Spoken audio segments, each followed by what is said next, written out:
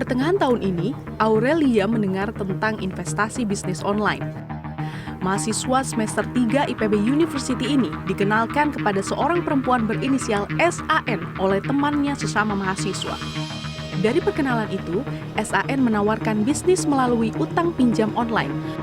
Uang pinjaman online tersebut digunakan untuk pembelian fiktif di toko online milik SAN dengan tujuan menaikkan rating toko online miliknya. Dari hasil pembelian barang secara fiktif tersebut, Aurelia dijanjikan keuntungan 10%.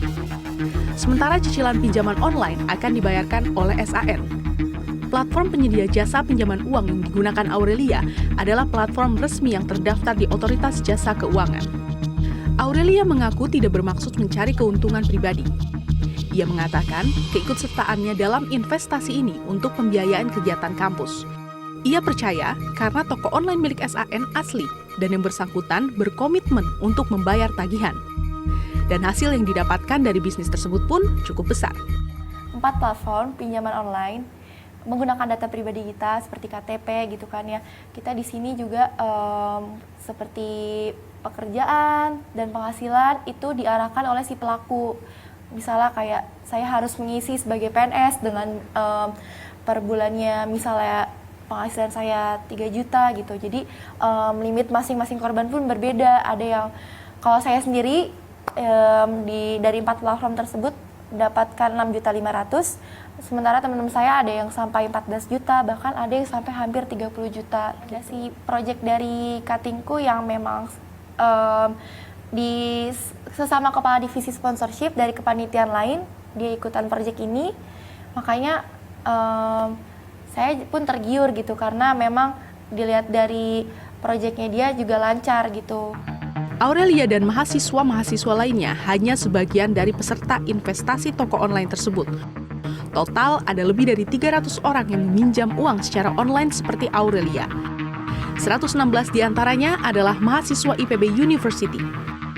Awalnya, SAN berkomitmen membayar cicilan utang pinjol tersebut. Namun, antara Agustus hingga September 2022, SAN mulai absen membayar tagihan. Tagihan yang tidak terbayar membuat para mahasiswa dan korban lainnya diteror oleh debt collector atau penagih hutang. Aurelia dan kawan-kawan menerima teror lewat telepon hingga didatangi penagih hutang ke rumah.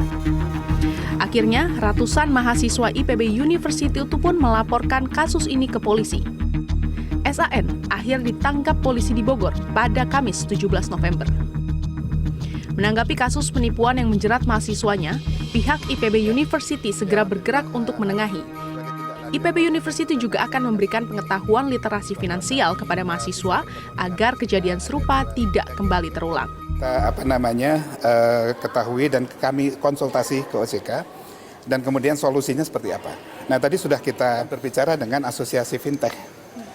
Nah, ini yang belum kita lakukan. Ini tahap berikutnya, karena kan tahapan-tahapannya harus kita tentukan seperti itu. Ya, jadi kalau tadi ditanyakan solusinya apa, masih ada satu step. Tentu ya kita berharap yang paling ringan lah untuk mahasiswa kita. Karena mahasiswa kita kan korban. Siti Badriah, Jimmy Chandra, Jakarta.